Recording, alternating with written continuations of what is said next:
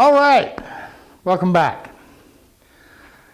Okay, I'm in the middle of getting ready to do a finishing class, and we got to take the pie safes to the back. But before I did that, we've had a ton of rain here in Virginia, and we've had our tops and our shelves and everything in plastic, and so we have no issues. They're all nice and flat and looking good, but I want to go ahead and get them in the case. So that's what we're going to work on. Now here's my bottom, and again, we already fitted it. All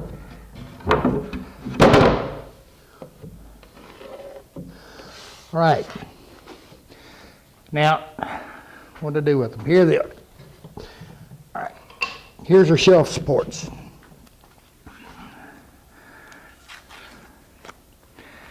And I haven't drilled these yet, but I'm going to just in a second. But anyway, I want to get these in and the battens on the shelves. Now remember, those battens are just like we did in the top up here. That's what's going to help us. These shelves, which are just floating out here in no man's land, it's going to keep them from cupping or giving us an issue. All right, got them drilled.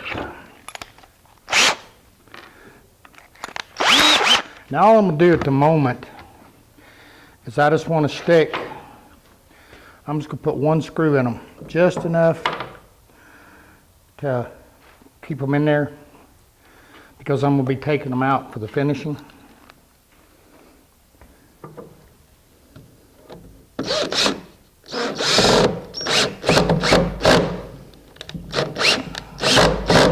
Let me get an angle drill.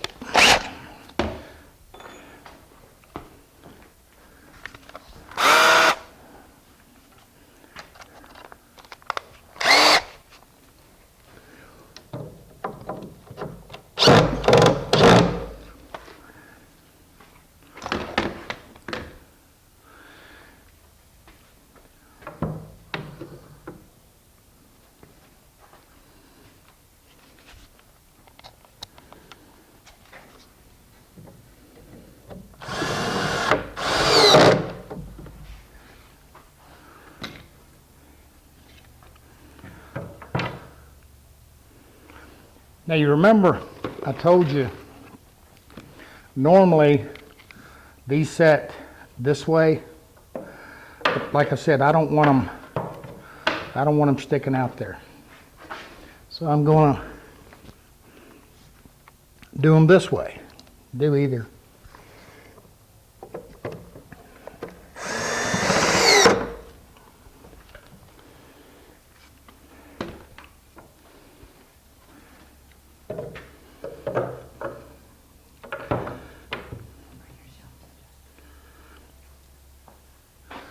All right, last one in.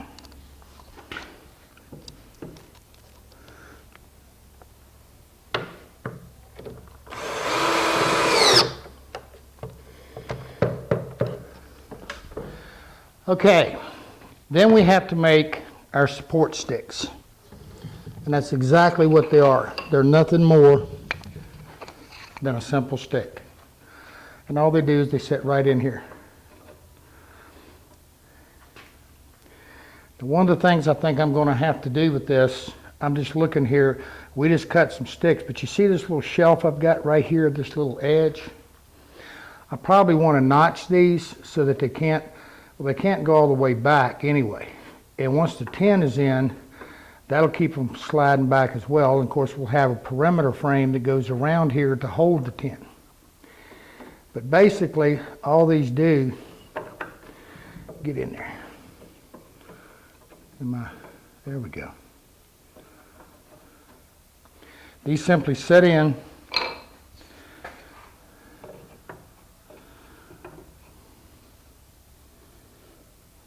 Yep. And let me find a shelf here. And we notched the shelf. Now I'm going to show you about that in a minute.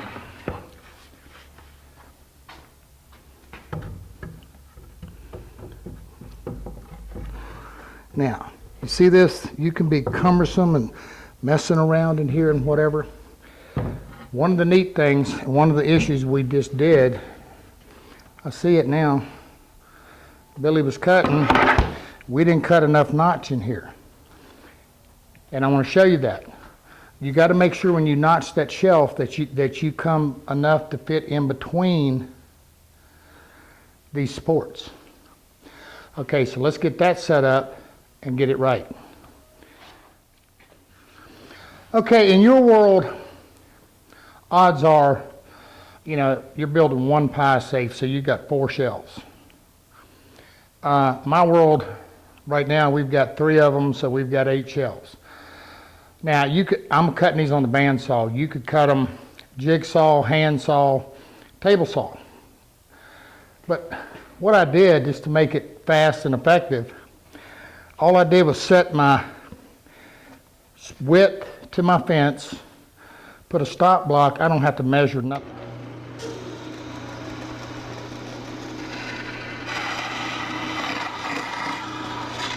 Plus it keeps me nice and straight.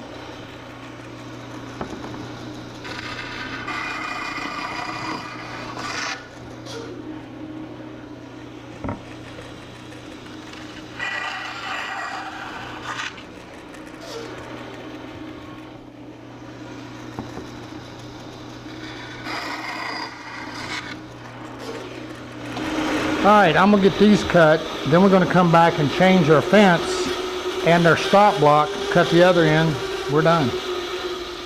Okay guys, Crystal's gotta leave, AKA Camera Girl, has gotta leave in a minute, but before we get too far, she has claimed the pie safe that gets painted. You have that. So she's been talking about some different colors she wants. So we're out at General Finishes website, and I'll show you in a minute. If you go to generalfinishes.com, if you look, there's at the very bottom, it's a thing called the finishing room. It's a link, and it says milk paint and glaze effects. It's kind of distressed, antique looking colors, and it's one color over the other. And we're having some computer issues here, but we're trying to figure out what color it is she wants. And you told me you wanted a brown and a green and a white over top. Yeah. So what we gonna do on the inside? Same thing, or you just want to stain it? I think just a brown or a green. Because I've got off-white pottery that look nice. I see. Is this thing loading? I don't know. It stopped. Yeah, well, you can go in here and look. Anyway, we're having computer issues getting this. But what you're going to see when you get in here, again, go to www.generalfinishes.com. Go to the bottom and look up it's called the finishing room. And there's also a link on our website for it, right? Okay. Anyway, and then like I said, go in there and look at the milk paint and glaze effects. And that's kind of what we're going to be doing on this. Now you want a white over top, and you said you wanted to crack it. I like this more than the crack. I like the distress more than the crack. So, Sand it through, I guess. yeah, kind of wear it through, and then you kind of make it up and do this and glaze it, and that gives it the old nasty look. Is that what you I want? don't want it too nasty. Not too nasty. Well, you're going to be, then in that case, I guess you're going to have some gloves on. Got it. Okay. Green, brown, do it again. Yeah, you're going to need gloves. Green, brown, and a white over top. No problem. We can handle that. All right, just kind of wanted to, so you guys go out there and look and see what you think. Like I said, here's the bayberry and green over an antique. It's finally starting to load, but it sure is slow. But it's just pages of them, and you can just look at all the different colors, and that's what we're going to be using. Okay, let me get back to the shelves. Okay, I decided I didn't like the stick. So here's what we did. instead of just using, because I kept worrying about this stick being able to slide back through and hit the tin or something. So all we did, in our case, these are 1 1/8. And again, on the bandsaw, we just notched it. Now we rounded over the face of it just using a 1/4 inch round over bit. But I like that a whole lot better. I like the way that sets in. It looks good, and we're not going to have any issues with it going through. Now the other thing I did while we were off camera was I went ahead and got the battens on all the shelves. Now again, I took a 1/4 inch round over bit and I rounded over top and bottom, a bull nose if you will. On the battens, just like we did the top, we've got a little 45-degree chamfer cut here. We rounded this over. I got a little spot I missed, but catch that with the sander. Now I drilled a 1/4 inch hole, slightly countersunk it, then I used a number 8 1 1/4 screw. That gives me expansion and contraction room in there. I don't need any more than that. That's enough. And I fixed my notch. Let's look at it. And one of the things with this system is you can get in here just as tight as you want, meaning you can actually lift this up where you can't angle it. You can lift up and put one in here. I mean, you can really adjust anywhere you want, any way you want. And one of the things I want you to notice, I've got movement on both sides, a little bit both ways. And you notice I've got a little notch in here. Don't try to fit these super tight. If you do, then when you angle it and try to come down, it gets too tight. And you don't need it. But I can assure you, these shelves will hold anything you want to put on them. Like I told you, we've done entertainment centers using this system and holding big TVs and whatever, and a lot of heavy electronics, no issues. You can stack cans on that from now to doomsday. Now, again, you can see the little back cut on the batten there. That softens that. That makes it not look so obtrusive in there. Now, the other thing we did is we held the batten back about a 3/8 of an inch from each end. And of course, you can see we're back about an inch or so on the batten itself, and then a center hole. That's how the system works. It's no more complicated than that. And somebody will say, well, you know, again, could we just drill it and put, you know, the shelf supports in or whatever? Well, you can, but it's not a real traditional way of doing it, and it's not as strong.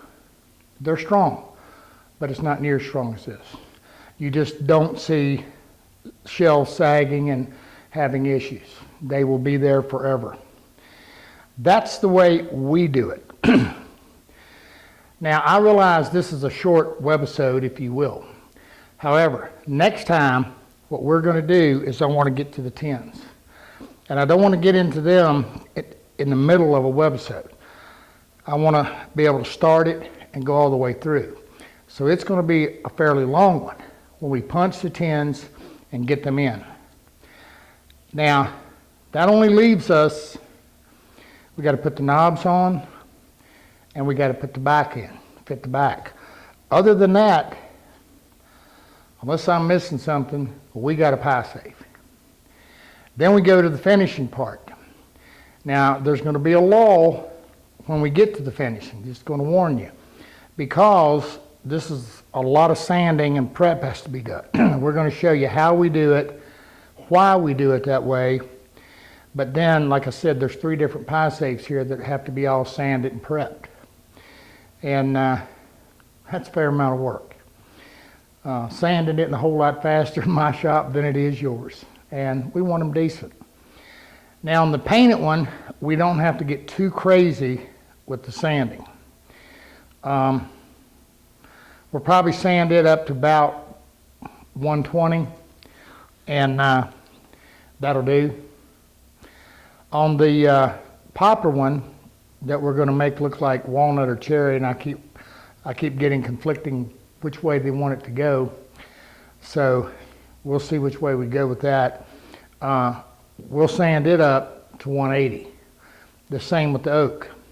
Now, I hear a lot of people, you know, need to go to 220 and all of this. The only place we'll use 220 is on our end grains. And when we sand the end grain, not only will we go to 220, we'll also come back and hit it with some 320, and then we'll buff it, if you will, with some 600. When you're sanding this end grain, like I said, it's just like a bundle of straws, and it's just going to suck anything up that goes on it. And by sanding it to a super fine grit, that helps to seal the wood. And then of course we've got some little things we do and some products we use to help with that.